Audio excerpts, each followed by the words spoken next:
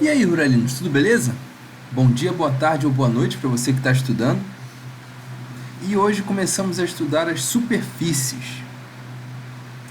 Bom, a continuação natural do que a gente já vinha estudando, que eram curvas. Curvas são entidades unidimensionais. A gente já vem estudando curvas desde o ensino médio, passando pelo cálculo 1. São curvas, os gráficos das funções que a gente tanto estuda. Funções de R em R. A continuação natural é o cálculo de várias variáveis. E os gráficos das funções de várias variáveis que a gente mais vai estudar vão ser as superfícies. Tá bom? Então, por isso é tão importante a gente começar a estudar superfícies e suas propriedades. E vamos começar com as superfícies mais simples, que são os planos e os cilindros. Vamos começar com os planos.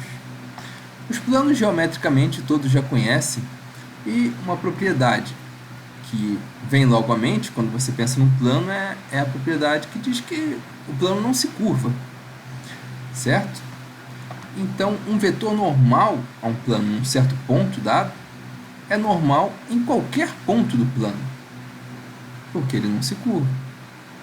Então, o vetor normal pode ser uma característica muito importante do plano. O que a gente quer é deduzir uma equação para o plano. E vamos, para isso, utilizar esse vetor normal. Vamos fixar aqui um vetor normal, n, e vamos fixar também um ponto do plano, x0, y0, z0. Também vamos chamar de x, y, z um ponto qualquer do plano, diferente desse. Ponto qualquer do plano. Tá? Esse vetor aqui, que liga x0, y0, z0 ao ponto x, y, z, qualquer que seja ele, esse ponto x, y, z eu posso variar, posso passar para cá, aqui, ele é um ponto qualquer do plano. Esse vetor amarelo, ele vai estar sempre contido no plano, então ele vai ser sempre perpendicular a esse vetor normal. Vamos usar essa propriedade para tentar deduzir uma equação do plano. Para começar, vamos chamar o vetor normal de ABC. Então, ABC é perpendicular a esse vetor. Quem é esse vetor amarelo? Bom, o vetor que vai desse ponto para esse, lá da geometria analítica, é fácil de ser obtido. Basta você fazer esse ponto menos esse, ou seja, x menos x0, y menos y0, z menos z0.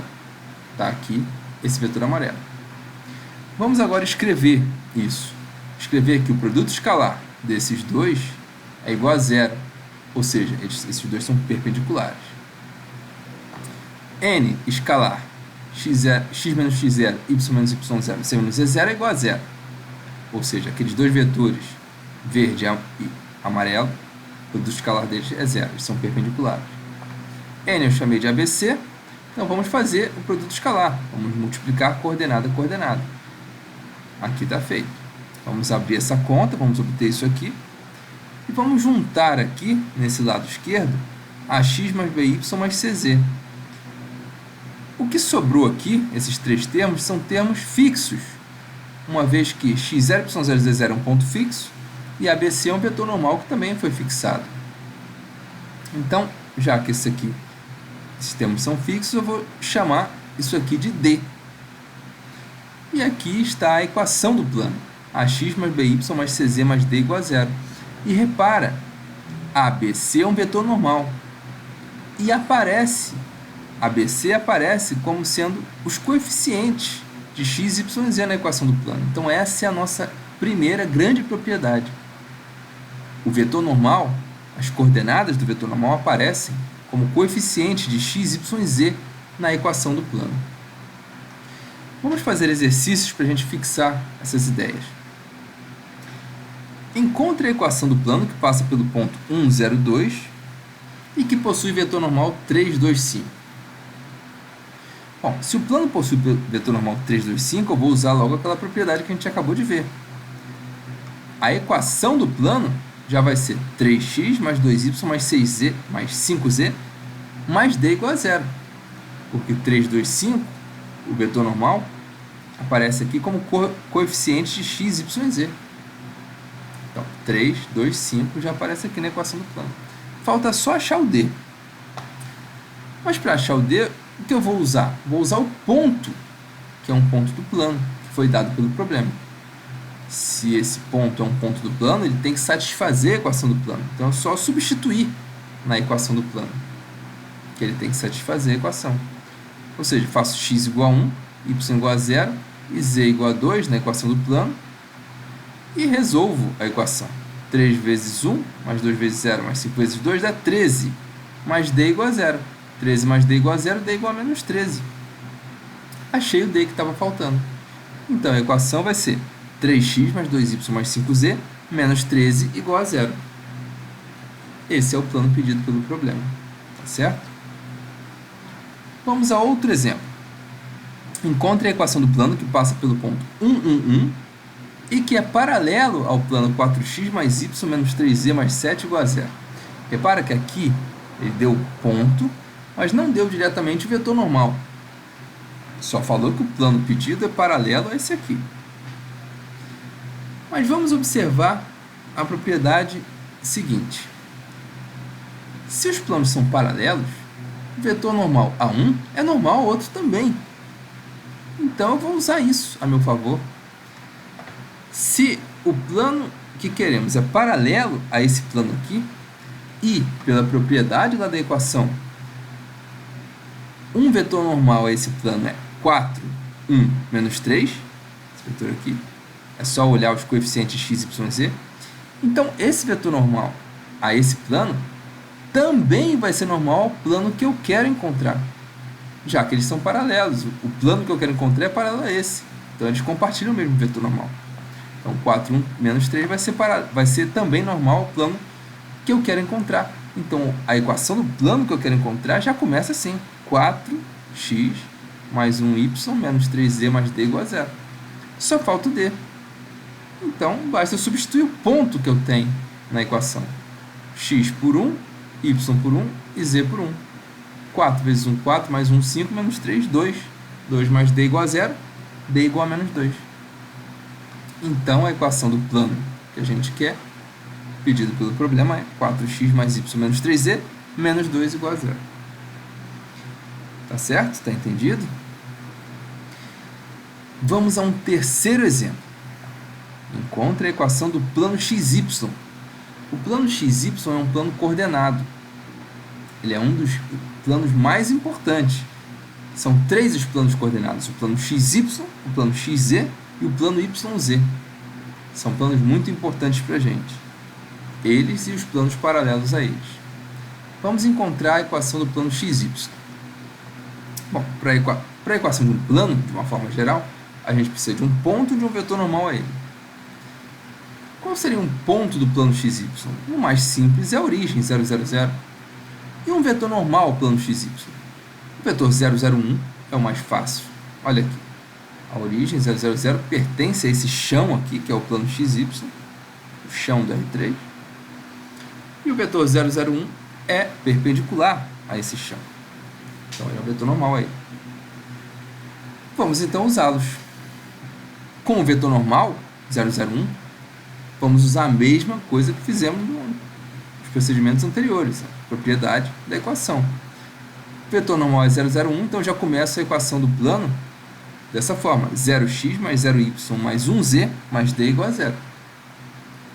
Cortando aqui esses termos nulos, z mais d igual a 0. Só falta achar o d. Então, eu vou substituir o ponto que eu tenho, que é o ponto 0, 0, 0, na equação. Substituindo, aqui não tem xy, só tem z, então substituindo z por 0, eu vou ficar com 0 mais d igual a 0, ou seja, d igual a 0. Então, a equação é bem trivial mesmo. Se o d igual a 0, a equação do plano vai ser z igual a 0. Então, a gente encontrou a equação do plano xy é z igual a 0. Tá? E, mais ainda, vamos falar sobre os planos coordenados e os planos paralelos aos planos coordenados. Já vimos que o plano XY tem a equação z igual a 0.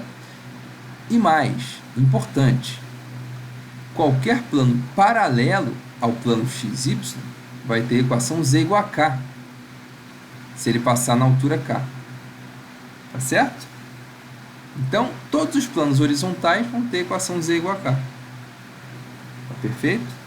Então, o plano XY tem a equação z igual a 0. O plano, por exemplo, que passa na altura 2, tem a equação z igual a 2. O que passa na altura 5, tem a equação z igual a 5. E por aí vai. Podemos, analogamente, deduzir que a equação dessa parede aqui, do plano XZ, é y igual a 0. E de um plano paralelo ao plano XZ, é y igual a k, se ele passar aqui na altura k. Tá certo? Então, um plano paralelo ao plano XZ, que tem a equação y igual a 0, que passa, por exemplo, pelo y igual a 2, ele tem a equação y igual a 2. Bem trivial. Analogamente, o plano YZ tem a equação x igual a 0 e um plano paralelo ao plano YZ tem a equação x igual a k, se ele passar na altura k aqui do eixo x. Tá certo? Esses planos são muito importantes e em breve nós vamos usá-los demais. Bom, um plano não precisa ser um plano coordenado nem um plano paralelo ao plano coordenado. Podem ser vários tipos. Por exemplo, aqui, esse plano, ele passa pelos pontos 1, 0, 0, 0, 6, 0 e 0, 0, 3. Tem essa equação aqui. Tá? Repara que ele realmente passa por esses 3 pontos. Para eu fazer um esboço, bastaria esses 3 pontos. Já dá para fazer esse triângulo que está contido no plano. Então, já é um esboço. Repara, 1, 0, 0 satisfaz a equação. 0, 6, 0 também satisfaz e 0, 0, 3 também satisfaz. Só substituir. Tá certo? Então, aqui tem um plano mais geral. Bom, já estudamos as propriedades básicas e alguns exemplos básicos de planos, agora vamos a cilindros. Também outra superfície com propriedades muito boas. Um cilindro é uma superfície gerada por uma reta L que se move ao longo de uma curva C dada, de tal modo que ela permaneça sempre paralela a uma reta fixa não situada no plano da curva dada. A reta L é chamada reta geratriz do cilindro, ela vai gerar o cilindro, e ela se move sobre a curva C, chamada curva diretriz do cilindro, também chamada curva base. Vamos visualizar isso. Aqui eu tenho a reta geratriz, e ela se move sempre paralela, por exemplo, nesse caso, ao eixo Z. Essa reta sempre paralela ao eixo Z. Vai se movendo, sempre paralela ao eixo Z, sobre uma curva, que é a chamada curva base, que está num plano exterior ao eixo Z, né? O plano perpendicular ao eixo Z. Essa curva base aqui. Então, eu gero esse cilindro aqui. E vem logo à mente o seguinte: o cilindro não é um cano apenas. O primeiro exemplo que vem à mente de cilindro é o do cano, mas é um exemplo. Aqui a gente vai ver a propriedade, a definição real de cilindro. Tá? O cilindro não precisa ser formado por uma curva fechada, pode ser uma curva aberta também. Vamos ver mais exemplos já já.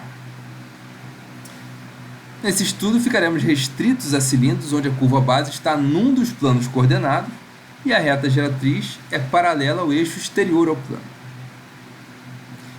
A equação do cilindro no R3 é igual à equação da curva base no plano correspondente. Essa é uma propriedade interessante. A variável faltante na equação do cilindro fornece a direção da reta geratriz para onde o cilindro cresce.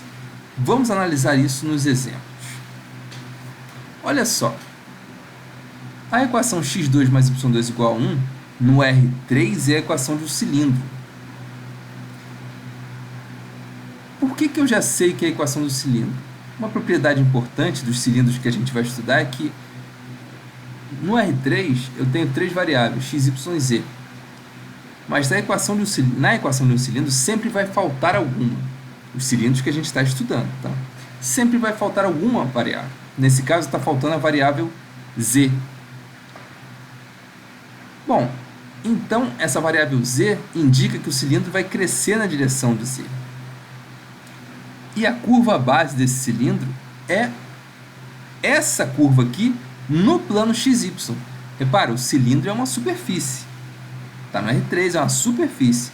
Mas a curva base já é dada pela própria equação do cilindro, se eu considerar somente os eixos componentes dessa equação. No plano xy, eu tenho essa curva base. E quem é então o cilindro que tem essa equação no R3? A gente sabe que aqui no R2, no plano xy, isso aqui é um círculo de centro na origem em raio 1. Essa é a equação do círculo. Mas isso aqui, nesse momento, está sendo considerado como a equação do cilindro, no R3. Então, quem é esse cilindro? É esse aqui. Tá? Ele tem essa curva base e cresce na direção de z, que é exatamente a variável que está faltando na equação. Então, essas são propriedades importantes das equações dos cilindros. A equação do cilindro no R3 é a mesma equação da curva base no plano correspondente. Então, essa equação aqui representa um cilindro e ele cresce em que direção? Na direção da variável z, que está faltando aqui, nesse caso. Tá certo? Esse outro exemplo aqui de cilindro, z igual a x ao quadrado, nesse outro exemplo, falta a variável y. Isso indica que ele cresce na direção de y. Z igual a x ao quadrado é uma parábola. Essa parábola aqui, que está localizada no plano xz. A curva base está localizada no plano xz. E essa curva aqui. É só prolongar na direção y, que é a direção da variável que está faltando. Aí eu formo meu cilindro. Isso aqui é uma calha. E é um cilindro. É uma curva aberta que gera esse cilindro, mas não tem problema.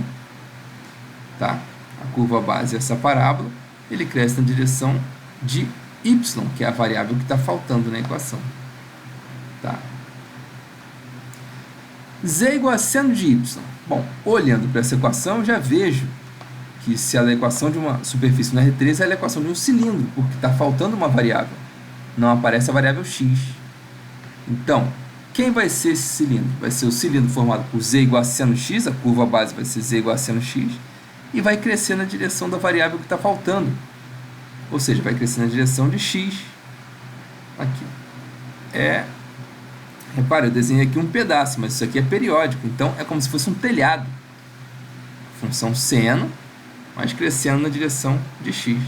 É um telhado. Certo? Bom, para fechar, mais um exemplo bem simples de um cilindro. Bom, x mais y igual a 1. Está faltando a variável z.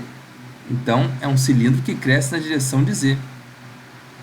Mas vamos, a curva base, olha aqui, vamos desenhar a curva base. É a reta que está contida no plano xy e passa no 1 aqui e 1 aqui. Tem essa equação. Mas ela cresce na direção de z.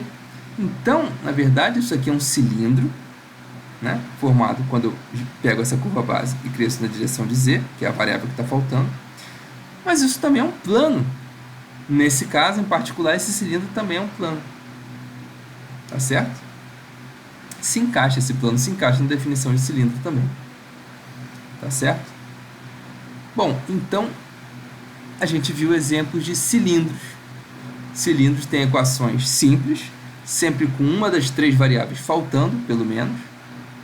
E a curva base desse cilindro vai ser facilmente obtida a partir da própria equação. E esse cilindro vai crescer na direção da variável que está faltando. Tá claro isso? Bom, essas são as duas primeiras superfícies, planos e cilindros. Um abraço, a gente se vê no próximo vídeo. Até mais.